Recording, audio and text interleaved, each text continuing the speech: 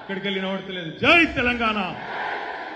గౌరవనీయులు పెద్దలు మన కరీంనగర్ పార్లమెంట్ అభ్యర్థి కాబోయే కరీంనగర్ పార్లమెంట్ సభ్యులు పెద్దలు శ్రీ పోయినపల్లి వినోద్ కుమార్ గారికి, గౌరవనీయులు మా కరీంనగర్ భీముడు మా అన్నగారు, కరీంనగర్ భీముడు గారు, తెలంగాణ భీముడు, మా కరీంనగర్ శాసనసభ్యులు మాజీ మంత్రివర్యులు అన్నగారు గంగుల కమలాకర్ గారు, గౌరవనీయులు తమ్ముడు హుజూరాబాద్ శాసనసభ్యుడు, ఇప్పటిదాకా మిమ్మల్ని తన మాటతో ఉత్తేజితులు చేసిన మా తమ్ముడు, యువకుడు, ఉత్సాహవంతుడు, మరి మాటసారి ఎమ్మెల్సీ అయినా ఎమ్మెల్యే అయినా ఎంపీ అన్నాడు. భవిష్యత్తులో ఏమైనా ఆలోచనలు తెలియదు కానీ సోదరుడు మా తమ్ముడు పాడి కౌశిక్ రెడ్డి గారికి, గౌరవనీయులు తెలంగాణ ఉద్యమంలో తన పాటతో ఉద్యమాన్ని ఉర్రూతలూగించిన మానకొండూరు మాజీ శాసనసభ్యులు సోదరులు మా అన్న రసమయ్య బాలకృష్ణ గారు, గౌరవనీయులు వేములవాడ నుంచి మన పార్టీ అభ్యర్థిగా పోటీ చేసి మీ అందరి అభిమానాన్ని చూరగొని స్వల్ప తేడాతో ఓటమి పాలైన గౌరవనీయులు శ్రీ చెల్మేడ లక్ష్మీ నరసింహారావు గారు, గౌరవ చొప్పదండి మాజీ శాసనసభ్యులు సోదరులు అన్న సుంకే రవిశంకర్ గారు, గౌరవనీయులైన హుస్నాబాద్ మాజీ శాసనసభ్యులు పెద్దలు కెప్టెన్ లక్ష్మీకాంతరావు గారి మంచితనాన్ని వారసత్వంగా పుణికిపుచ్చుకొని అద్భుతంగా బ్రహ్మాండంగా మరి ప్రజల మనసు గెలుచుకున్నప్పటికీ కొన్ని కారణాల వల్ల మన స్వల్ప తేడాతో ఓటమి పాలైన ప్రజల్లోనే ఉంటున్న మా అన్న ఒడిదల సతీష్ బాబు గారు, గౌరవనీయులైన జిల్లా పార్టీ అధ్యక్షులు కరీంనగర్ జిల్లా పార్టీ అధ్యక్షులు తమ్ముడు జీవి రామకృష్ణారావు గారు, అదేవిధంగా మన రాజన్న సిరిసిల్ల జిల్లా పార్టీ అధ్యక్షులు సోదరులు శ్రీ తోట ఆగయ్య గారు, గౌరవనీయులు మాజీ శాసన మండలి సభ్యులు నారదాసు లక్ష్మణరావు గారు, అదేవిధంగా శాసన మండలి మాజీ సభ్యులు కర్నే ప్రభాకరణ గారు, మన గౌరవనీయులైన 5 జిల్లా పరిషత్ చైర్మన్లు ఇక్కడ ఉన్నారు. ఒక్క పార్లమెంట్ పరిధిలో 5 జిల్లా పరిషత్ చైర్మన్లు ఉన్నారు. మనకు కరీంనగర్ జడ్పీ చైర్మన్ సోదరి విజయమ్మ గారు, సోదరి జగిత్యాల జిల్లా పరిషత్ చైర్మన్ దావా వసంత గారు, మన సిద్దిపేట జిల్లా పరిషత్ చైర్మన్ గారు సోదరి వేలేటి రోజా రాధాకృష్ణ శర్మ గారు, సోదరులు వరంగల్ జిల్లా పరిషత్ చైర్మన్ గారు సుధీర్ గారు, గౌరవనీయులు మన రాజన్న సిరిసిల్ల జిల్లా పరిషత్ చైర్మన్ సోదరి శ్రీమతి అరుణ రాఘవరెడ్డి గారు, కరీంనగర్ మేయర్ సోదరులు సునీల్ రావు గారు, రామగుండం మాజీ శాసనసభ్యులు సోదరులు కోరుకంటి చందర్ గారు, అదేవిధంగా తెలంగాణ రాష్ట్ర టూరిజం డెవలప్మెంట్ కార్పొరేషన్ మాజీ అధ్యక్షుడు తమ్ముడు గెల్లు శ్రీనివాస్ యాదవ్ గారు, బీఆర్ఎస్ అధ్యక్షులు, ఇంకా నేను ఎవరో పేర్లు చెప్పలేదు, ఇంకా చాలా మా సివిల్ సప్లైస్ కార్పొరేషన్ మాజీ అధ్యక్షులు నగర మాజీ మేయర్ సోదరులు సర్దార్ రవీందర్ సింగ్ గారు, ఇంకా నేను ఎవరెవరో పేర్లు అయితే చెప్పలేదు, వాళ్ళు మనుషులనే చెప్పుకోండి, బయటికి తిట్టకూడదు. ఈరోజు ఇంత బ్రహ్మాండంగా ఇంత పెద్ద ఎత్తున కరీంనగర్ లోక్సభ పరిధిలో ఈ కార్యక్రమంలో పాల్పంచుకుంటున్న మన కరీంనగర్ బలగం మొత్తానికి హృదయపూర్వకంగా శిరస్సు వచ్చి సామాజిక మాధ్యమాల్లో బ్రహ్మాండంగా విజృంభించి వీరోచిత పోరాటం చేస్తూ ప్రత్యర్థులకు ముచ్చట్లు పట్టిస్తున్న మా తమ్ములకు, చెల్లెళ్లకు, గౌరవనీయులైన ప్రజాప్రతినిధులకు, సోషల్ మీడియా కన్వీనర్లుగా భారత రాష్ట్ర సమితికి బ్రహ్మాండమైన సేవలు అందిస్తున్న మా తమ్ముళ్ళు సతీష్ రెడ్డి గారు, మన్నే కృషాంత్ గారు, ఇప్పటిదాకా స్ఫూర్తిదాయకంగా మాట్లాడిన తమ్ముడు పుట్ట విష్ణువర్ధన్ రెడ్డి గారు, ఇంకా పెద్దలందరికీ పాత్రికేయ మిత్రులకు పేరు పేరున నమస్కారాలు. తమ్ముడు విష్ణువర్ధన్ రెడ్డి గారు చెప్పడం జరిగింది, 2001లో పార్టీ పుట్టినాడు, ఆనాడు ఏప్రిల్ 27 నాడు జలదృశ్యంలో పార్టీ పుడితే మొట్టమొదటి సమావేశం జరిగింది. ఆనాడు ఉద్యమానికి ఊపిరి పోసింది ఇదే కరీంనగర్ గడ్డ ఎస్ఆర్ఆర్ కాలేజీలో. ఆనాడు 2 లక్షల పైచిలకు తెలంగాణ ప్రజలు కదిలి వచ్చి తెలంగాణ ఉద్యమం సజీవంగా ఉంది. తెలంగాణ నినాదం సజీవంగా ఉంది, తెలంగాణ కావాలన్న కోరిక బలంగా ఉంది. దేశం మొత్తానికి చాటి చెప్పిన సందర్భం ఆ సింహగర్జన ద్వారా ఆనాడు ఎస్ఆర్ఆర్ కాలేజీలో జరిగిన విషయాన్ని నేను మీకు గుర్తు చేస్తా ఉన్నాను. 2001లో ఉద్యమానికి ఊపిరి పోసిన, 2006లో తిరిగి మళ్ళీ పునర్జన్మనిచ్చిన ఇదే కరీంనగర్ గడ్డలో ఆనాడు మళ్ళీ ఒక్కసారి 2 లక్షల ఓట్లతో కేసీఆర్ గారిని కరీంనగర్ ఉప ఎన్నికల్లో గెలిపించి మళ్ళొక్కసారి దేశానికి బలంగా తెలంగాణ కావాలని చెప్పినా అది కూడా ఈ కరీంనగర్ గడ్డ గొప్పతనమే. 2009లో ఆశలు ఖతమైపోయినాయి, ఇక అయిపోయింది టీఆర్ఎస్ పరిస్థితి. 45 సీట్లలో పోటీ చేస్తే 10 సీట్లే గెలిచింది. ఇక అయిపోయింది కేసీఆర్ పని, టీఆర్ఎస్ పని, తెలంగాణ రాష్ట్రం ఇక రాదు అనే పరిస్థితుల్లో మళ్ళొక్కసారి హక్కున చేర్చుకొని గుండెల్లో పెట్టుకొని ఆనాడు 2009 నవంబర్ 29 నాడు అల్గనూరులో అగ్గి అంటించింది కూడా ఇదే కరీంనగర్ గడ్డ అనే మాట నేను నిన్న గుర్తు చేస్తాను. కేసీఆర్ గారి నిరాహార దీక్ష రోజు అల్గనూరులో ఆయన అరెస్ట్ కాగానే తెలంగాణ అంతా అగ్గెంటుకున్న విషయం మీకు తెలుసు. ఇవాళ చాలా మంది చాలా మాట్లాడుతూ ఉన్నారు, చాలా చాలా చిత్ర విచిత్రమైన అనుభవాలు. కానీ వాస్తవం ఏంటంటే మొన్న జరిగిన ఎన్నిక, మొన్న డిసెంబర్ 3 నాడు వచ్చిన ఫలితం మనకు నిజంగా చెప్పాలంటే ఏదో పెద్ద హతాశమైపోయే ఫలితం కాదు, మనం ఏదో ఇంట్లో దుప్పటి కప్పుకొని పడుకునేంత బాధాకరమైన ఫలితం కాదు. కొంతమంది మిత్రులు నేను మిమ్మల్ని కోరుతా ఉన్నాను, ముఖ్యంగా సోషల్ మీడియాలో మా తమ్ముళ్ళు చెల్లెలు మీరు భావోద్వేగంతో ఉంటారు. ఎందుకంటే ఉద్యమ పార్టీగా ఉద్యమంలో మొదటి నుంచి ఉన్న తమ్ముళ్ళు కానీ తర్వాత వచ్చి చేరిన తమ్ముళ్ళు కానీ ఒక భావోద్వేగ పూరితమైన అనుబంధం ఉంటుంది మీకు కేసీఆర్తో, తెలంగాణతో, మన పార్టీతో. అందుకే పార్టీ ఓడిపోయిన తర్వాత కొంతమంది తమ్ముళ్ళు చెల్లెలు నేను చూసినాం, ప్రజల్ని మోసం చేసిన నాయకులను చూసినాం కానీ నాయకుల్ని మోసం చేసిన ప్రజలను చూడలేదు అని కొంతమంది పోస్టింగ్లు పెట్టినారు. నేను మిమ్మల్ని వేడుకుంటున్నా, చేతులు జోడించి విజ్ఞప్తి చేస్తా ఉన్నా, ఇట్లాంటి భావోద్వేగపూరితమైన మాటలు ప్రజల్ని కించపరిచే విధంగా మాట్లాడడం అనేది సబబు కాదు, మంచిది కాదు. ఎందుకంటే అదే ప్రజలు మనకు అండగా నిలబడ్డది, అదే ప్రజలు తెలంగాణ ఉద్యమంలో ఏమీ లేని నాడు 2001లో కేసీఆర్ బయలుదేరిన నాడు మజిల్ పవర్ లేదు, మనీ పవర్ లేదు, మీడియా పవర్ లేదు, ప్రత్యర్థులకు కొదవ లేదు, ఏమీ లేని నాడు కూడా కేసీఆర్ను నెత్తిన పెట్టుకున్నది, గుండెల్లో పెట్టుకున్నది అదే ప్రజలు, నడిపించింది అదే ప్రజలు, మర్చిపోవద్దు.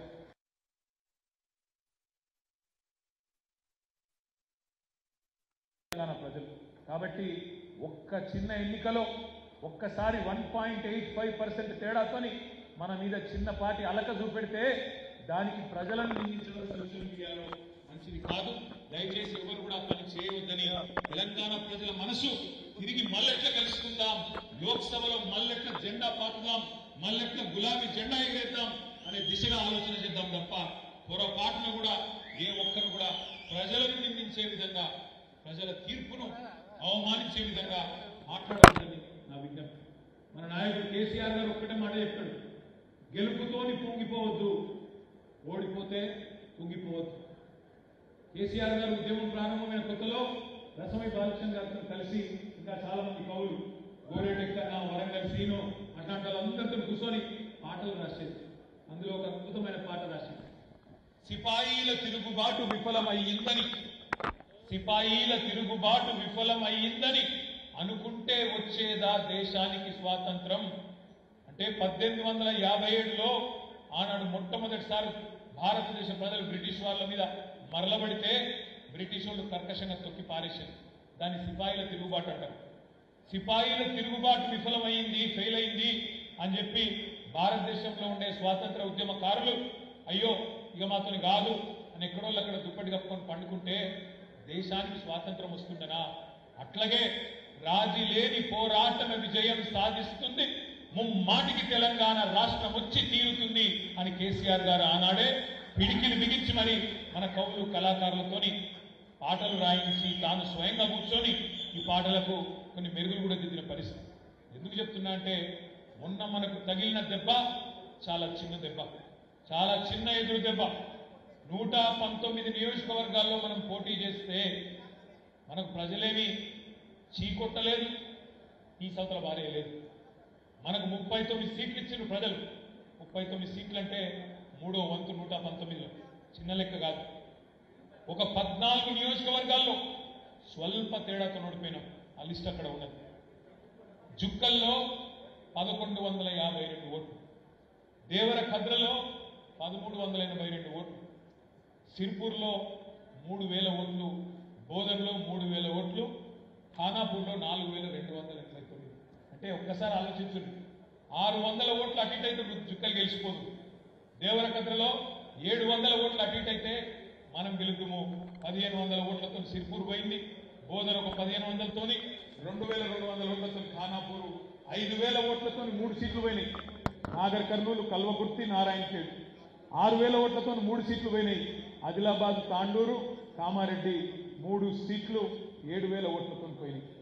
ఈ 14 సీట్లలో ఒక 6-7 సీట్లు మనం గెలిచినా ఇవాళ ఏముంటుందన్న పరిస్థితి మీకే తెలుసు, నాకంటే బాగా.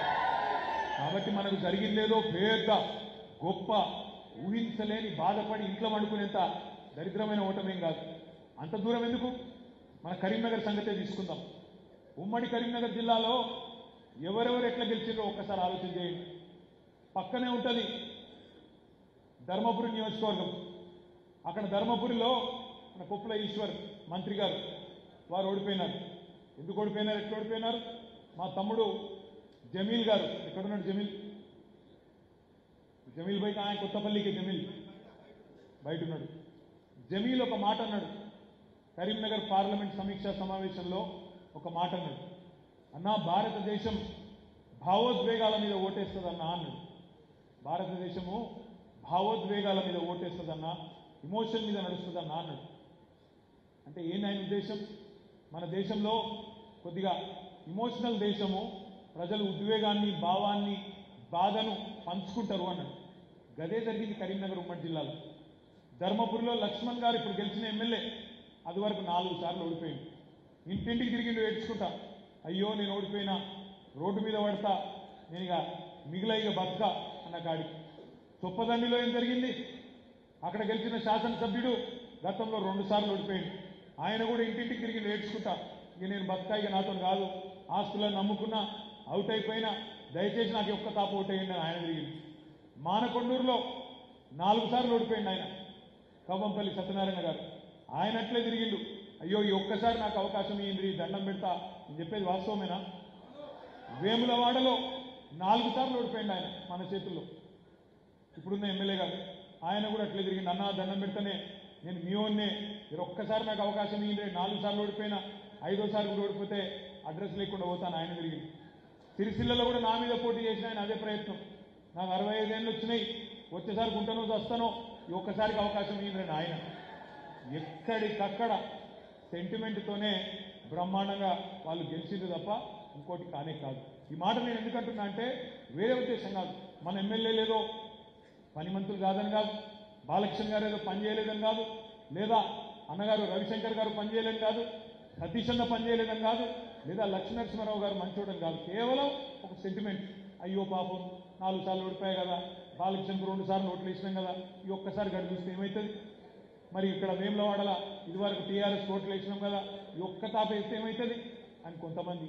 ఇంకొంతమంది ఏమో 2 సార్లు మీకు ఇచ్చినాం కదా బిడ్డ, ఈ ఒక్కసారి వాళ్ళు ఏమో చెప్తాను, బంగారం ఫ్రీ అంటాను, బస్సు ఫ్రీ అంటాను, జర చూస్తాం ఏమవుతుంది అని చెప్పి ఓట్లు వేసింది. అయినా ఒక్కసారి చూడండి ఇక్కడ ఏం జరిగిందో. కరీంనగర్ లోక్సభ మొత్తం తీసుకుంటే ఈ రోజు కూడా మనమే ముంగటున్నాం. ఇవాళ కూడా మనమే 5-6 వేల ఓట్లతోని మొత్తంగా చూసినట్టయితే లోక్సభ పరిధిలో మనమే ముంగటున్నాం. 3 ఎమ్మెల్యేలు ఉన్నారు, 4 ఎక్స్-ఎమ్మెల్యేలు ఉన్నారు, జడ్పీ చైర్మన్లు 5 ఉన్నారు. మొత్తంగా చూస్తే ఇవాళ 5,000 ఓట్ల ముంగటున్నాం. కానీ ఇక్కడ ఏం జరుగుతుందో ఒక్కసారి ఊహించండి. ఏం జరుగుతుంది అంటే మొన్న ఏడుపులతోని, బొబ్బలతోని, కాళ్ళు పట్టుకొని, కడుపుల తలబెట్టి ఓట్లు దొబ్బిన వాళ్ళందరూ ఇలా ఎమ్మెల్యేలు అయ్యారు కాంగ్రెస్ నుంచి. వాళ్ళకి ఈసారి సానుభూతి ఉండదు, మన ఉండదు. అక్కడ చొప్పదండిలో సానుభూతి ఉండదు, మానకొండూరులో సానుభూతి ఉండదు, వేములవాడలో సానుభూతి ఉండదు, హుస్నాబాద్లో సానుభూతి ఉండదు, మన్ను కూడా ఉండదు. అక్కడ ఏం జరుగుతుంది ఈసారి? అక్కడ ఏం జరుగుతుందంటే ప్రజలు అడుగుతారు, ఏమాయ బిడ్డ మీ రేవంత్ రెడ్డి పెద్ద పెద్ద మాటలు చెప్పిండు, ఏమా ఏ అని అడుగుతారు. ఏం మాటలు చెప్పిండు అని మీరు అనొచ్చు. నేనేం విమర్శ చేస్తలేను, నేను గుర్తు చేస్తున్నా. ఆనాడు రేవంత్ రెడ్డి గారు ఏమన్నారో ఒక్కసారి ఆయన నోటంబడిన విందాం. పెద్ద పెద్ద మాటలు చెప్పిండు. ఏం చెప్పిండు ఆయన? రైతులు ఎవరన్నా లోన్ తీసుకొని వాళ్ళు ఉంటే అర్జెంటుగా ఉండ్రి, అర్జెంటుగా పోయి 2 లక్షల లోన్ తెచ్చుకోండి, డిసెంబర్ 9 నేను వస్తున్నా కడతా అని ఒక్కసారి ఏమేం చెప్పిండో ఈరోజు. ఇవాళ రుణమాఫీ చేసిన వాళ్ళందరూ నేను విజ్ఞప్తి చేస్తున్నాను. ఎమ్మెల్యే బ్యాంక్ పోయి 2 లక్షలు తెచ్చుకోండి, జనవరిలో డిసెంబర్ 9 నాడు నేను రాగానే మాఫీ చేస్తాను. ఇవాళ చంద్రశేఖర్ రావు ఏమనుకుంటున్నాడే రుణమాఫీ చేసిన ఓట్లు నాకు పడతాయి. నేనేం చెప్తున్నా అంటే రుణమాఫీ అయిన వాళ్ళందరూ ఎమ్మెల్యే పోయి మళ్ళీ 2 లక్షల రుణం తెచ్చుకొని డిసెంబర్ 9 నాడు నేను మాఫీ చేస్తా. కాబట్టి రైతులందరికీ నేను విజ్ఞప్తి చేస్తున్నా. ఇప్పుడు పెన్షన్ తీసుకుంటే 2000 వస్తుంది, కానీ 1 నెల వాయిదా పడ్డదంటే వచ్చే నెల మేము 4000 ఇస్తాం. మా అక్కడ మా పెద్దమ్మలందరికీ నేను చెప్తున్నా, వచ్చే నెల నుంచి ఇంటి కరెంటు బిల్లు కట్టాల్సిన పని లేదు. మీ కరెంటు బిల్లు కాంగ్రెస్ పార్టీ కట్టాలి. 10 రూపాయలు కూడా కరెంటు మీకు కట్టాల్సిన పనే లేదు. టీవీ పెట్టుకోవచ్చు, ఫ్యాన్ వేసుకోవచ్చు, మంచిగా బాగా కరెంటు బిల్లు లేకుండా మీరు గృహలక్ష్మి పథకం కింద మీకు కరెంటు బిల్లు వస్తుంది. ఇప్పుడు తీసుకుంటే 10,000 వస్తుంది రైతు బంధు. కాంగ్రెస్ అధికారంలోకి వస్తే 15,000 వస్తుంది. దీన్ని కథలు చెప్పింది, దీన్ని కథలు మీ అందరికి పుస్తకాలు ఇచ్చిండ్రా, ఫోల్డర్ ఇచ్చిండ్రా. ఆ పుస్తకాలలో మంచిగా పని చేయండి. ఆ ఫోల్డర్ మంచిగా ఇంటికి కొంటపోయి ఇంట్లో మొత్తంలో చీకటి అర్రేదైతే ఉంటుందో ఆడికి పోయి అందులో ఒక మంచి అల్మారా చూసి అల్మారాలో ఫోల్డర్ వారేంటి మళ్ళీ తీసి చూడకూడదు. అంతేనా? తీసి చూస్తారా? చదువుతారా? పొరపాటున ఒక్కసారి ఆ ఫోల్డర్ తెరుగుని నేను చెప్తా.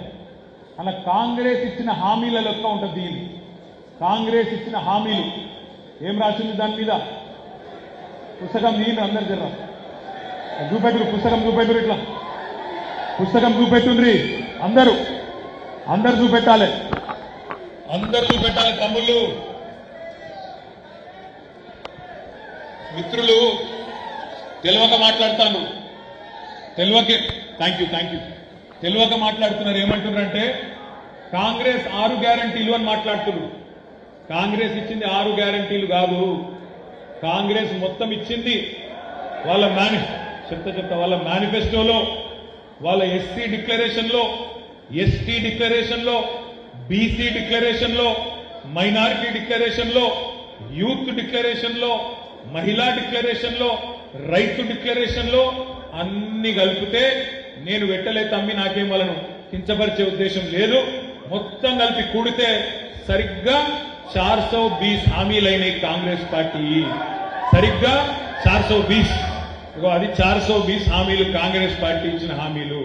మనం యాద్ చేసుకోవాల్సింది ఒకటే, ఈ ఏడ్చుకుంటా తుడుచుకుంటా గెలిచిన ఎమ్మెల్యేలు మానకొండూరులో, చొప్పదండిలో, ఎమ్లాడలో, హుస్నాబాద్ లో గెలిచిన వాళ్ళు ఈ 420 హామీలు నిలబెట్టకపోతే కాంగ్రెస్ పార్టీ బట్టలు విప్పి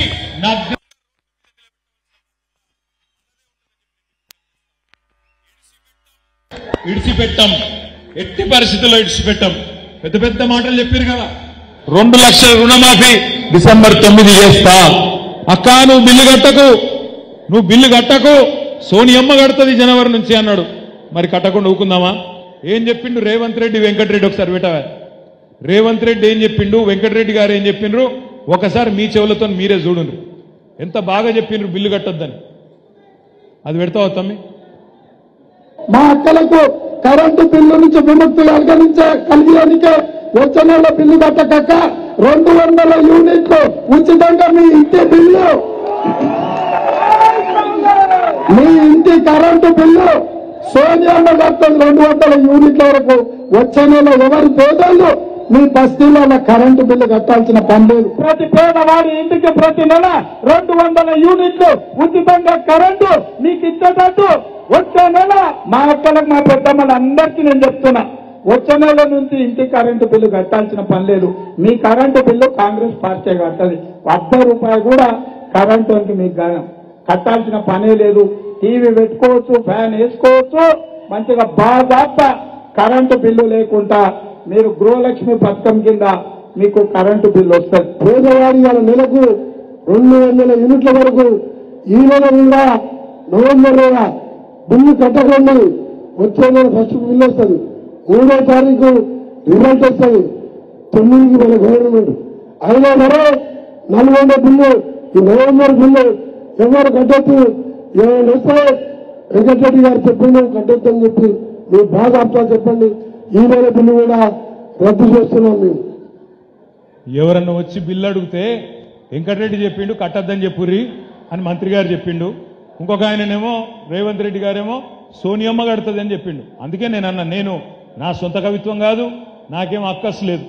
మీరే చెప్తారు కదా నవంబర్ బిల్లు డిసెంబర్ బిల్లు కట్టకండి మేమే కడతామని, సోనియా గాంధీ కడుతుందని ఒక ఆయన అన్నాడు.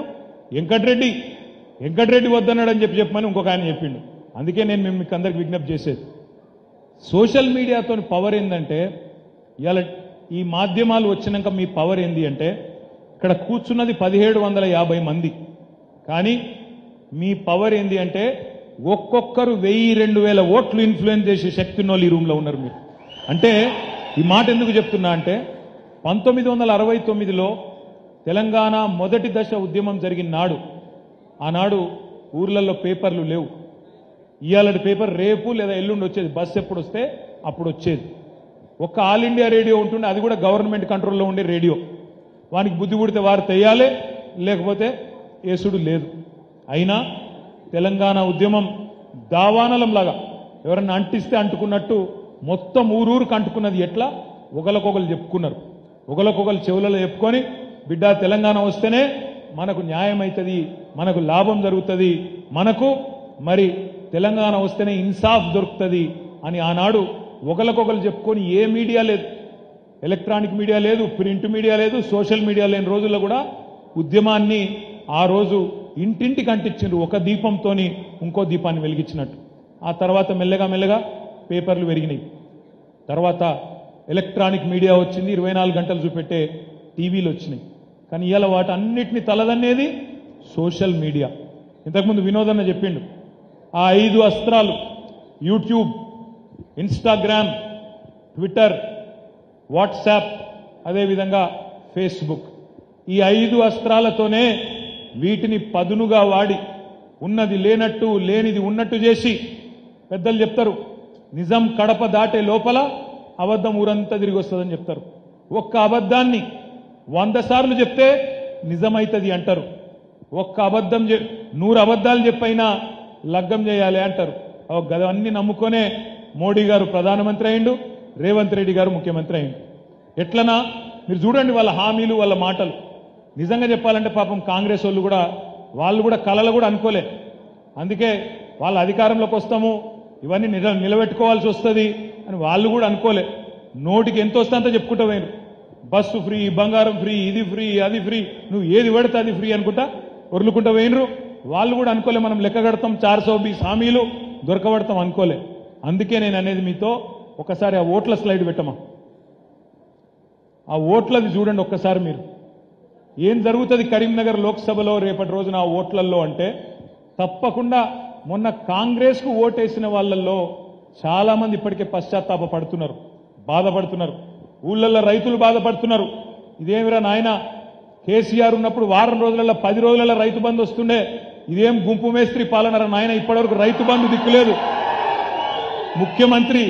ముఖ్యమంత్రి పదవి చేయడానికి అనుభవం ఉందా అంటే ఏమన్నాడు రేవంత్ రెడ్డి గారు, గదేం పదవే, గుంపు మేస్త్రి లెక్క, ఒకడు సున్నం కొడతాడు, ఒకడు సిమెంట్ వేస్తాడు, నేను గిట్ల అంటే అయిపోతుంది అన్నాడు.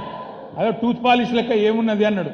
అందుకే అనుభవం లేదు కాబట్టి, అనుభవం ఉన్న కేసీఆర్ గారు ఏం చేసిండు, పైస కూడబెట్టి 7,500 కోట్లు జమ చేసి 70 లక్షల మంది రైతులకు వారం రోజుల్లో వాళ్ళ ఖాతాల్లో టింగు మనం అడుకుంటా వారం రోజులలో రైతు బంద్ చేసిన నాయకుడు కేసీఆర్ గారు.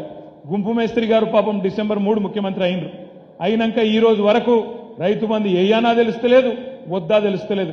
కానీ విదేశాలకు పోయి మాత్రం పచ్చి అబద్ధాలు చెప్తాడు. నేను రైతు భరోసా చాలు చేసినా, అది రైతు భరోసా అన్నట దాని పేరు, మొన్న చెప్తాడు దావోస్లో. పచ్చి అబద్ధం. రైతు భరోసా చాలు అయ్యిందా? రైతు భరోసా అంటే 15,000 వేయాలి కదా, మరి ఒక పంటకు 7,500 వేయాలి కదా, ఒక కాలానికి వేసిండా? మరి రైతు భరోసా అని చెప్పి రైతు బంధు పేరు మార్చి ఇవాళ డూప్లికేట్ మాటలు మాట్లాడుతాడు గుంపు మేస్త్రి గారు దావోస్లా. నేను ఒకటే మాట మీ అందరికి విజ్ఞప్తి చేసేది, ఇట్లా ఒకసారి కాదు, మీరు సోషల్ మీడియాలో మీరు గట్టిగుంటే రోజుకు 10 సార్లు దొరుకుతారు వాళ్ళు, రోజుకు 10 సార్లు దొరుకుతారు. నిన్న కోమటిరెడ్డి వెంకటరెడ్డి గారు మాట్లాడింది, మీరు చూసే ఉంటారు. రైతు బంధు పడలేదు అని ఎవడన్నంటే చెప్పు తీసి కొడతా అంటుండు. రైతు బంధు పడలేదు అని ఎవరన్నంటే చెప్పు తీసి కొడతా. ఇది మన గౌరవ మంత్రివర్యులు కోమటిరెడ్డి వెంకటరెడ్డి గారి మాట. ఒకసారి పెట్టవా అన్నవారు మీరు చెప్పుతూ ఉండండి. ఇవాళ రైతు బంధు ఎత్తలేడు రేవంత్ రెడ్డి. ఇవాళ రైతు బంధు ఎత్తలేడు రేవంత్ రెడ్డి గారు ఏమంటే చెప్పు తీసుకొని కొడితే ఇంకేవడన్నా మళ్ళా మాట అంటే. ఆయననేమో కాంగ్రెస్ మంత్రి, ఈయననేమో కాంగ్రెస్ ప్రచార కమిటీ అధ్యక్షుడు మల్లన్న. ఇద్దరు కూడా ఏమంటారు, చెప్పు తీసి కొడతాము రైతు బంధు పడలేదంటే అంటుంది. ఇవాళ నేను రాష్ట్రంలో ఉన్న 70 లక్షల మంది రైతులను అడుగుతున్నా, ఎవరెవరికైతే రైతు బంధు పడలేదో వాళ్ళని ఆలోచించమని అడుగుతున్నా. వీళ్ళని ఏ చెప్పుతోని కొట్టాలి రైతు బంధు వేయని వాళ్ళని ఆలోచించమని అడుగుతున్నా. చెప్పుతోని కొడతారా, ఓటుతోని కొడతారా మీ ఇష్టం. చెప్పుతోని కొడతారా, ఓటుతోని కొడతారా ఈ ప్రభుత్వాన్ని మీ ఇష్టం. కేసీఆర్ ఉన్నప్పుడు వారం రోజులు వేసిండెట్లా, వీళ్ళకు 2-3 నెలలైనా ఎందుకు వేయలేదు ఆలోచించమని చెప్పి నేను కోరుతున్నా. రైతులు ఆల్రెడీ మంట మీద ఉన్నారు. క్వింటాల్కి 500 బోనస్ అన్నాడు, ఇచ్చిండా? రేపు ఇస్తాడా ఏప్రిల్లో? ఇయ్యకపోతే రైతులు ఊకుంటారా? సీరిసింత గట్టరు. 500 బోనస్ క్వింటాల్కు, మర్చిపోవద్దు తమ్ముళ్ళు, 500 బోనస్ ఇచ్చి తీరాలి. ఇయ్యకపోతే వాళ్ళ తరఫున మనమే గర్జించాలి, మనమే యాద్ చేయాలి. 2 లక్షల రుణమాఫీ అన్నాడు డిసెంబర్ 9 నాడు, సోనియమ్మ జన్మదినం. 2 లక్షల రుణమాఫీ. రైతులు మీరు పోయి ఉరికి తెచ్చుకోండి. ఇప్పటిదాకా తీసుకోని వాళ్ళు ఉంటే డిసెంబర్ 8 దాకా ఓన్రి, పోయి తెచ్చుకోండి, నేను సంతకం పెడతా అన్నాడు. డిసెంబర్ 9 పోయింది, జనవరి 9 పోయింది, ఫిబ్రవరి 9 వస్తాంది. చేస్తాడా? చెయ్యడు, శాత కాదు. ఎందుకంటే గుంపు మేస్త్రి గారికి ఇదివరకు పనిచేసిన తెలివి లేదు. ఏదో ప్రతిపక్షంలో ఉన్నప్పుడు డైలాగులు కొట్టుకుంటూ అవతల పడ్డాడు. నోటికి ఎంత వస్తా అంత ఒర్రుకుంటా, కేసీఆర్ మీద బూతు పురాణం ప్రయోగించుకుంటా ఒర్రుకుంటా తిరిగిండు, ఒర్రుపోతాడు తప్ప ఆయనకి ఏం తెలియదు. తెలివకేదో మాట్లాడిండు, ఫసాయించిండు. ఇలా కింద మీద పడతాడు. అందుకే నేను అంటున్నా, 2 లక్షల రుణమాఫీ చెయ్యనందుకు, రైతు భరోసా చాలు చేయనందుకు, రైతు భరోసా చాలు చేయకపోగా ఉన్న రైతు బంధు వేయనందుకు, తెలంగాణ రైతన్నలు రైతు బంధు అడిగితే చెప్పుతోని కొట్టమన్నందుకు రేపు ఓటుతో కొడతారు కరీంనగర్ లోక్సభలో కూడా కాంగ్రెస్ పార్టీని అనే మాట నేను మీకు విజ్ఞప్తి చేస్తా ఉన్నా. అందుకే నేను మీకు అనేది, ఈ ప్రభుత్వం 45 రోజులలోనే చాలా మందిని శత్రువులను చేసుకున్నది. పాపం మా ఆటోలు నడుపుకునే అన్నదమ్ములు వాళ్ళు మార్పు కావాలని ఆయనతో ఓటేసింది. అందరే లేదు, కొందరు వేసారు. అందరు వేసారని నేను ఎట్లా అంట, కానీ కొందరు పాపం ఆటోలు నడుపుకునే అన్నదమ్ములు అదేదో బోర్డు పెడతాడట, నెలగిన్ని పైసలు ఇస్తారట, సంక్షేమం అట, ఏదో అవుతుందట, కేసీఆర్ మంచిగానే చేసిండు కానీ ఈయన ఇంకా మంచిగా చేస్తాడట అని చెప్పి నీకు 2 సార్లు ఇచ్చినాం కదా, వాళ్ళకు ఒకసారి ఇస్తామని ఇచ్చింది. ఏమైంది ఇచ్చిన పాపానికి? ఇలా వాళ్ళ కొంప కొల్లేరైంది. వాళ్ళు మంట మీద ఉన్నారు. 6.5 లక్షల మంది ఆటో డ్రైవర్లు, వాళ్ళ కుటుంబాలు ఇవాళ రెక్కాడితే గాని డొక్కాడని జీవులు, వాళ్ళు మంట మీద ఉన్నారు.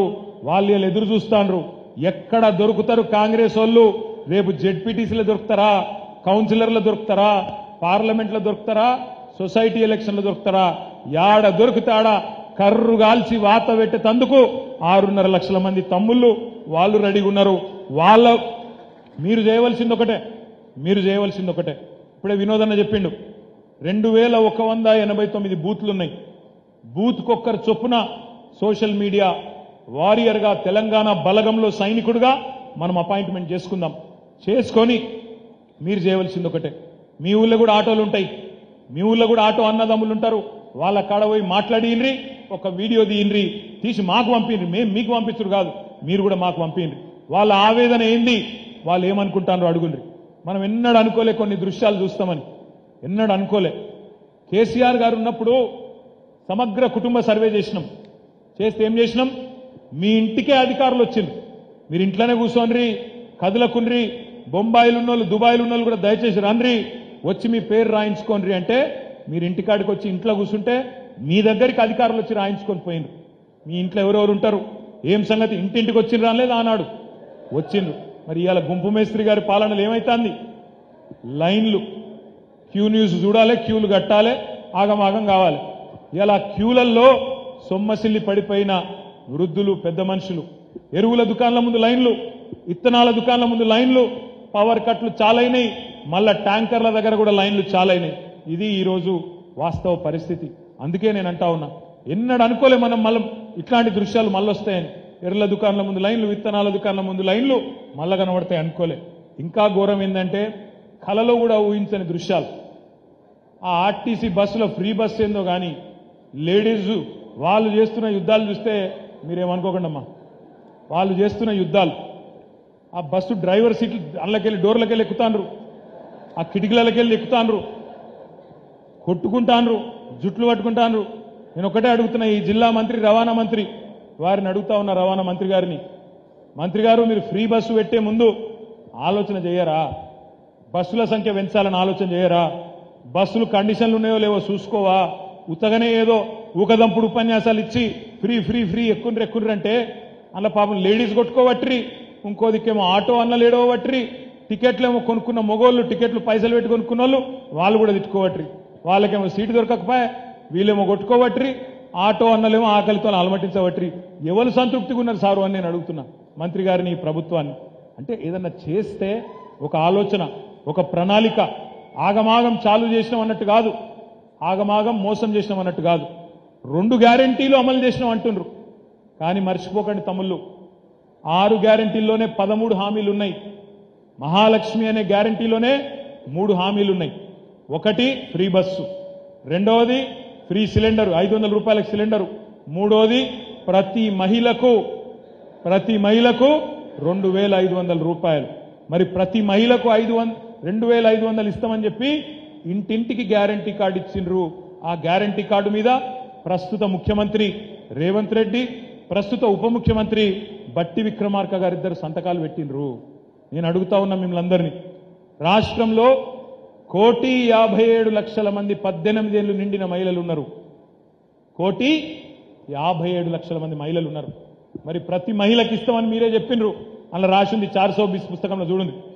420 పుస్తకంలో మహిళలకు ప్రతి నెల 2,500 భృతి అన్నారు. 1,57,00,000 మంది మహిళలకు ప్రతి నెల 2,500 ఇయ్యాల్సిందే. తప్పించుకునే ప్రయత్నం చేస్తే సోషల్ మీడియాలో వాళ్ళ తాట తీసే బాధ్యత కూడా మీరు తీసుకోవాలని చెప్పి నేను విజ్ఞప్తి చేస్తా ఉన్నా. ఇడిచిపెట్టొద్దు. ప్రజల తరఫున ప్రశ్నించాలే, నిలదీయాలే, వాళ్ళ తాట తీయాలే. నిజం చెప్పాలంటే కేసీఆర్ గారు మాకు మొదటి రోజు పిలిచి చెప్పిండ్రు, ఒక 100 రోజులు ఇడిచిపెట్టండి, ఏం మాట్లాడకండి, ఎందుకంటే కొత్త ప్రభుత్వం వచ్చింది, వాళ్ళు కూడా కూర్చోవాలి, వాళ్ళు కూడా చదువుకున్నాక మాట్లాడదాము, 100 రోజుల్లో నిలబెడతాం, మాటలు నిలబెట్టుకుంటామని వాళ్ళు చెప్పిండ్రు. 100 రోజులు సమయం ఇద్దామని కేసీఆర్ గారు అన్నారు. మేము కూడా అంతే మర్యాదగా ఉన్నాం. వాళ్ళు గెలిచిన రోజు, మనం ఓడిపోయిన రోజు డిసెంబర్ 3 నాడు నేనే ప్రెస్కు మాట్లాడినా. ఏమన్నా నేను అన్నాడు, 2 సార్లు మమ్మల్ని ప్రజలు గెలిపించిండ్రు, వాళ్లకు రుణపడి ఉంటాం, వాళ్లకు ధన్యవాదాలు. ఈసారి కొత్త పాత్ర ఇచ్చిండ్రు, మాకు ప్రతిపక్ష పాత్ర ఇచ్చిండ్రు, దాన్ని కూడా నిలుపుకుంటాం, దానిలో కూడా ప్రతిపక్షం అంటే ఎట్లుండాలనో చేసి చూపెడతామని చెప్పి కూడా నేను చెప్పిన. మర్యాదగా ఉన్నాం, పొల్లు మాటలు మాట్లాడలే, ఓడిపోయిన వాళ్ళు మాట్లాడలే, గెలిచిన వాళ్ళు మాట్లాడలే, ఎక్కడేం తప్పు మాట్లాడలే.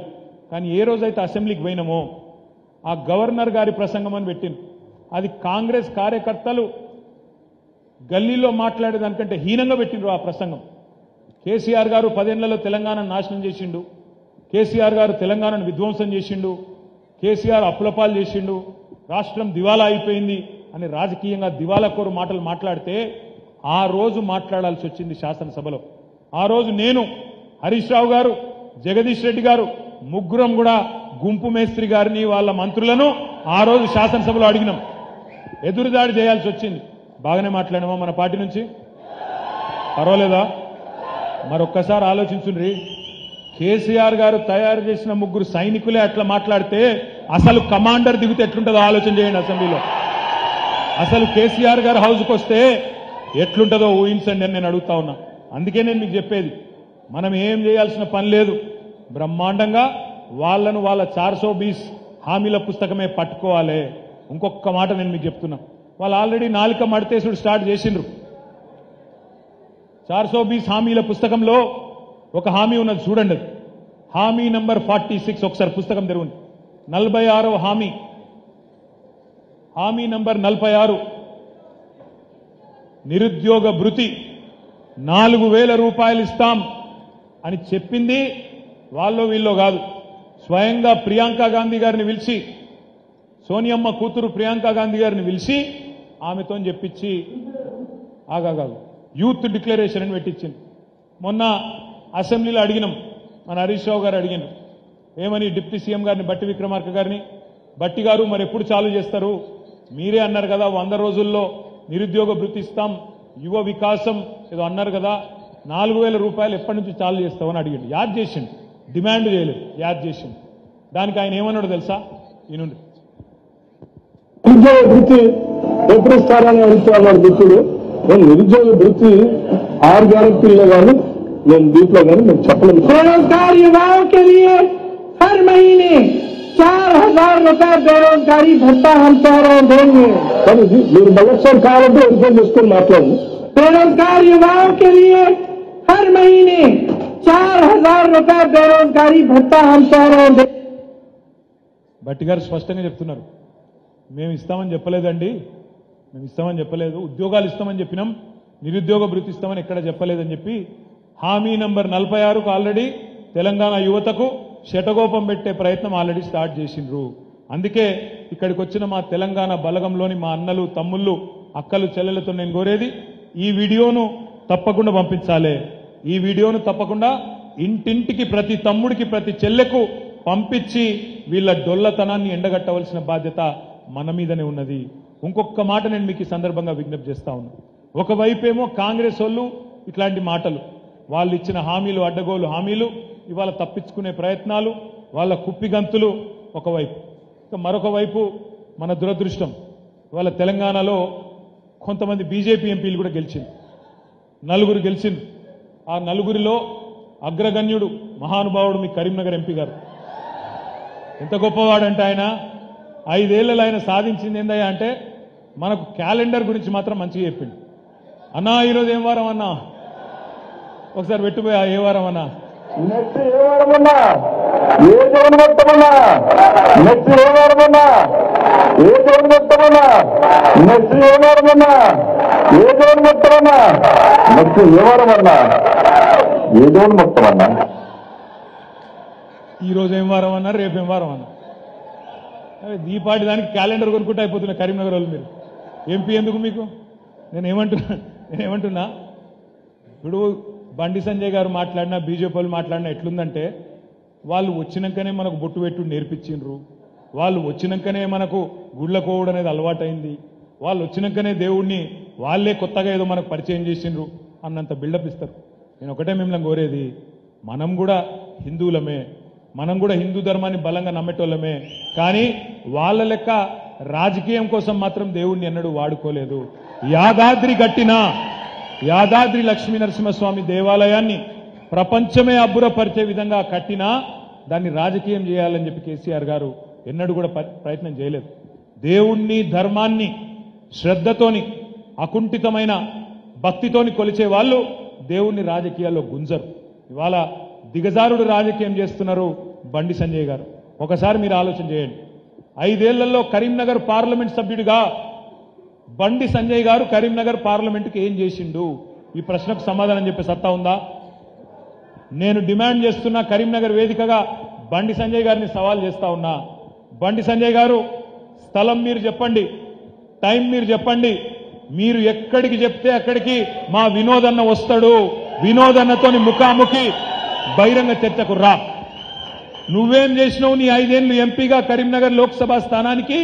వినోద్ కుమార్ గారు ఏం చేసిండ్రో సవాల్ విసురుతా ఉన్నాం. బీఆర్ఎస్ తరఫున రా, చెప్పు, వచ్చి కావాలంటే మేమే హాల్ బుక్ చేస్తాం, మేమే మొత్తం ఇంతజాం చేస్తాం, రా వచ్చి మా వినోదన్నతోని ఒక్క డిబేట్లో, సబ్జెక్ట్ కూడా నీ ఇష్టం, సబ్జెక్ట్ కూడా నీ ఇష్టం, హిందీయా, ఇంగ్లీషా, తెలుగా, నీ ఇష్టం. ఏం మాట్లాడతారు పోయి నాకు అర్థం కాదు. ఒక్క మాట్లాడితే మతం అంటాడు. నేను ఒకటి అడుగుతున్నా, మతం అయితే వేమ్లవాడలో రాజన్న దేవాలయం లేదా?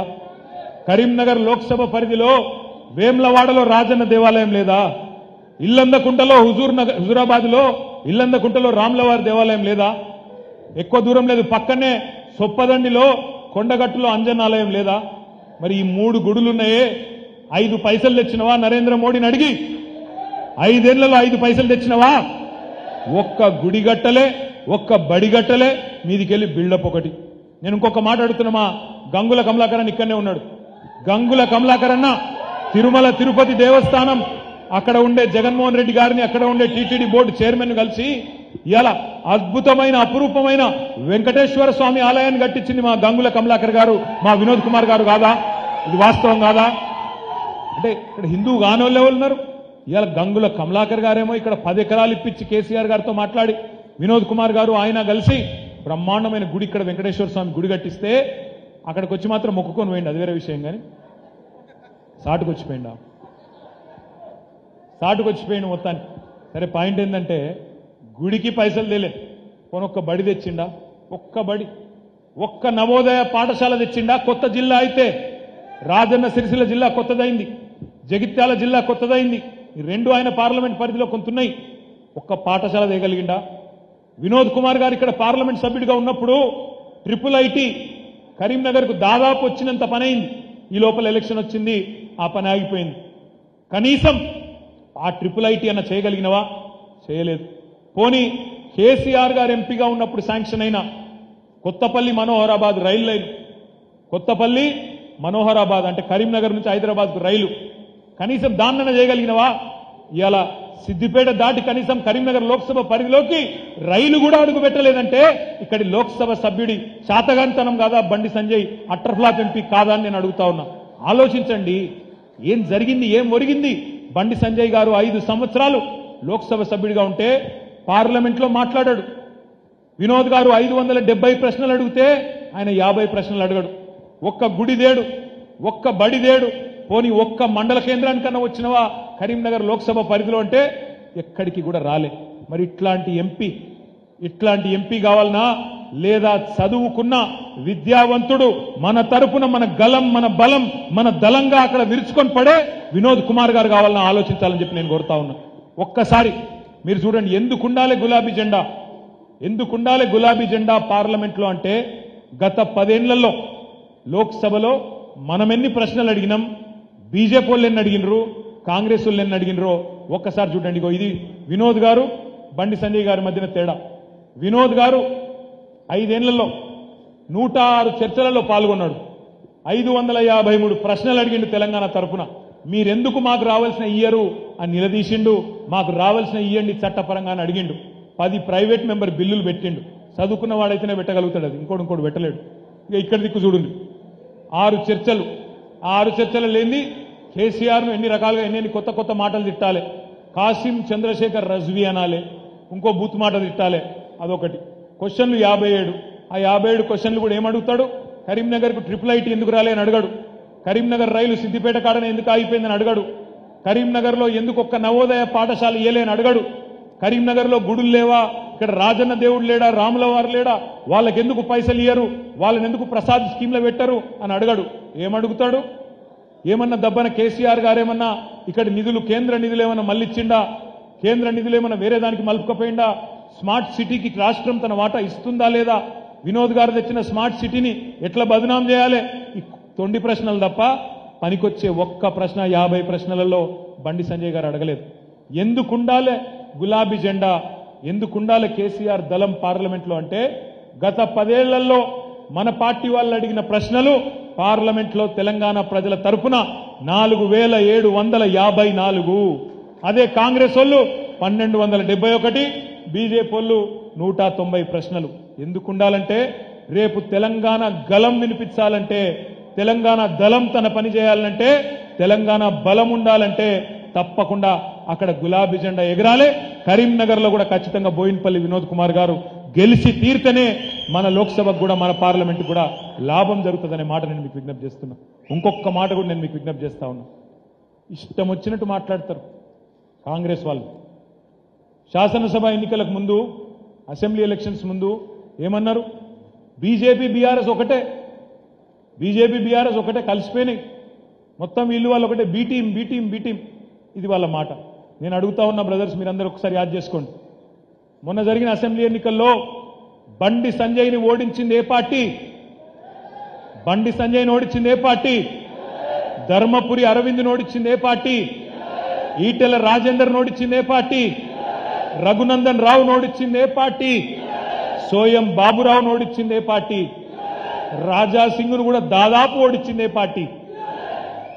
వీళ్ళందరూ 30 మార్కాన్లు 32 మార్కాన్లు బీజేపీలు ఉన్న వాళ్ళందరినీ ఓడగొట్టింది మనమేనా కాదా? బీఆర్ఎస్ఏనా? మరి ఓడగొట్టింది మనమైతే వానికి మనకు పొత్తుంది, వానికి మనకు అండర్స్టాండింగ్ ఉందంటే ఏం లెక్క? ఇంకోటి కర్మగాలి కేసీఆర్ గారు కూడా ఓడిపోయింది ఎవరి చేతిలో? బీజేపీ చేతులనే కదా. మరి మనకు వానికి ఏమైనా పొత్తుంటే కామారెడ్డిలో కేసీఆర్ గారు మన నాయకుడు ఒక అనామకుడు చేతిలో ఓడిపోతుంటే చూస్తా ఊరుకుంటామా? వాళ్ళకు మనకేమైనా అండర్స్టాండింగ్ ఉంటే? ఇంతకంటే చిల్లర మాట ఇంకోటి ఉంటుందా? అసలు ఎవరికున్నదండి అవగాహన? నాకు తెలియక అడుగుతా. పోయినసారి కరీంనగర్ లోక్సభలో ఏం జరిగింది? 2019లో ఇక్కడ కాంగ్రెస్ ఓట్లన్నీ బదలాయించలేదా బీజేపీకి? బండి సంజయ్ కానాడు కాంగ్రెస్ ఓట్లు మొత్తం వేయించలేదా? పొన్నం ప్రభాకర్ గారు మొత్తం డిపాజిట్ కోల్పోలేదా? పక్కన నిజామాబాద్లో కూడా అరవింద్ గారికి మొత్తం కాంగ్రెస్ ఓట్లు బదలాయించలేదా? జగిత్యాలలో జీవన్ రెడ్డి గారికి 60,000 ఓట్లు వస్తే పార్లమెంట్ కాడికి వచ్చే వరకు 10,000 ఓట్లు వచ్చినమాట వాస్తవం కాదా? కాంగ్రెస్ ఓట్లు అటు తబాదల కాలేదా? మ్యాచ్ ఫిక్సింగ్ కాలేదా? ఇది వాస్తవం కాదా? ఈసారి కూడా మళ్ళా అదే చేసే ప్రయత్నం చేస్తారు. ఈసారి కూడా మళ్ళా చేస్తారు. హుజురాబాద్ ఉప ఎన్నికలో కూడా జరిగిందని సునీల్ రావు గారు యాద్ చేస్తున్నారు. హుజురాబాద్ ఉప ఎన్నికలు చేయలేదా? ఈటెల రాజేందర్ గారిని గెలిపించేందుకు ఆనాడు బల్మూరి వెంకట అనే ఒక పిల్లగాన్ని పెట్టి 3,000 ఓట్లు డిపాజిట్ గల్లంతైంది. వాస్తవం కాదా? బీజేపీ గెలుపులో ఈ రాష్ట్రంలో అడుగడుగున కాంగ్రెస్ పాత్ర ఉంది. కానీ బీజేపీని నిలువరించిన ఒకే ఒక్క పార్టీ మన పార్టీ, మన కేసీఆర్ గారి దళం అనే మాట నేను మీకు గుర్తు చేస్తున్నా. ఇంకొక మాట కూడా నేను చెప్తున్నా మీకు. ఎన్ని మాటలు మాట్లాడినది ఎలక్షన్ ముందు? బీ టీం అంటారు. నేను ఒక్కటి అడుగుతున్నా, ఎందుకు బీ టీం? ఎట్లా బీ టీం? వాళ్ళు ఒక్కటే చెప్తారు, అరెస్టు చేయలేదు, మీ నాయకురాలిని అరెస్టు చేయలే. నేను అడుగుతా ఉన్నా, నిజంగానే బీ టీం అయితే అసలు కేసు ఉంటుండేనా? నిజంగా బీ టీం అయితే కేసు పెడుతురా? మనం అరెస్టు కాలేదు అంటే సుప్రీంకోర్టుకు పోయి స్టే తెచ్చుకుంటే అరెస్టు కాలే. ఇలా దాన్ని పట్టుకొని కథలు సృష్టించి సిలువలు పలువలు చేసి లేనిది ఉన్నట్టు ఉన్నది లేనట్టు వాస్తవం ఏంది? ఎవరితోనున్నారు? ఇదే రాహుల్ గాంధీ, ఇదే రేవంత్ రెడ్డి అదానీ అనట ఆయన ఏమేమని తిట్టినరు? ఏమేమన్నారు ఆనాడు? అదానీ మోడీ ఒకటే, అదానీ వేరు ప్రధాని వేరు కాదు, ఇద్దరు ఒకటే. అదానీ దోచుకొని సొమ్ము 609వ స్థానం నుంచి 2వ స్థానానికి ఎదిగిండు. మొత్తం ప్రపంచంలో 2వ కుబేరుడు అయ్యిండు. దానికి కారణం మోడీ. అదానీ దొంగ, ఆయన మీద జేపీసీ ప్రోబ్ వేయాలి, స్కామ్ ఇదంతా అన్నోళ్ళు వీళ్ళే. ఆనాడు రాహుల్ గాంధీ గారు ఏం మాట్లాడినరో ఇలా రేవంత్ రెడ్డి గారు ఏం చేస్తున్నారో ఒకసారి చూడండి. जी और मोदी जी एक है और देश का पूरा का पूरा धन एक व्यक्ति के हाथ में जा रहा है। Airport, ports, defence, infrastructure, storage, agriculture storage, सेब, हिमाचल प्रदेश में सेब, कश्मीर में सेब, पूरा का पूरा धन एक व्यक्ति के हाथ में जा रहा है। और जब हम प्रधानमंत्री से पूछते हैं ये 609 से 2 कैसे पहुंचा, बस ये बता दीजिए रिश्ता क्या है। हमारी पूरी की पूरी स्पीच एक्सपंज हो जाती है। खारगे जी की पूरी स्पीच एक्सपंज हो जाती है। प्रधानी जी के बारे में हिंदुस्तान के पार्लियामेंट हाउस में सवाल नहीं पूछा जा सकता है। हम पूछेंगे, एक बार नहीं 1000 बार पूछेंगे, रुकेंगे नहीं जब तक सच्चाई नहीं निकलेगी। अदानी जी की सच्चाई नहीं निकलेगी तब तक हम नहीं रुकेंगे। రేవంత్ రెడ్డి గారు చెప్పింది ఏంటి అదాని మీద?